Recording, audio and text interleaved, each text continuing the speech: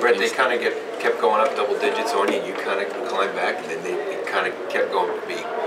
Yeah, we couldn't crack it. You know, they had timely threes. You know, there was a stage I felt like we were getting back in it, and we lost the ball underneath their basket, and Jimmy Butler lays it in, and TJ and Rashawn, you know, collide and go down, and I think it was 11 then. It could have been 12. But to your point, yes, we just couldn't, you know, get over the hump. I think that the first period, you know, sort of set the stage. I think it was 75-73 for the rest of the game after, you know, the first period. We really had a hard time scoring. You'd look at the results defensively, and I'm fine with all that. It's just when you go 24 for 49 in the paint and you go 7 for 33 from the three-point line, it's tough winning basketball games, NBA games, when your percentage is that poor. And it's a reminder to our young guys of what we have to do this summer. There's nothing like putting the ball in the hole.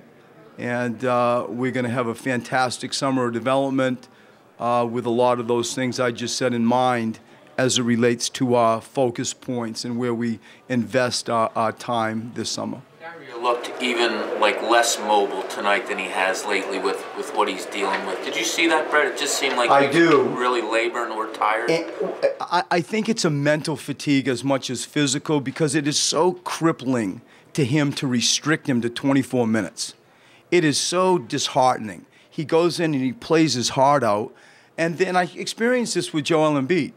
You know, what you learn, and it's not like their intentions are wrong. It's like somebody just gorging at a buffet because I'm starving and the restaurant's going to close. And I know I'm coming out. Like, they're mindful of the clock. They see it. And I got, like, you know, 4 6-minute chunks of my basketball world where I used to play 36. And I used to be in games, and coach didn't have to figure out, oh, how do we have to do this to end the game?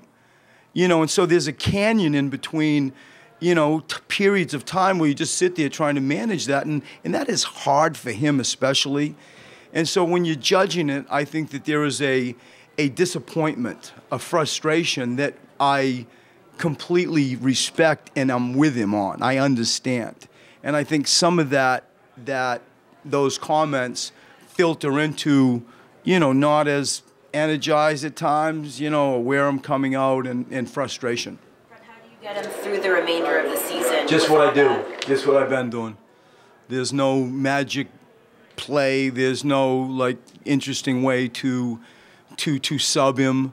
You know, I think the only thing that I can think of that you would consider is not starting him in the second half, so that you can bring him in like at the 4-minute mark, take him through to about the 10, sit him for 4, and run out the last 6.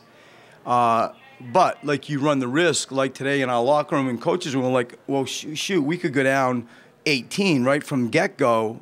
And so you don't know, you know, always what the right thing. In hindsight, we're all better educated.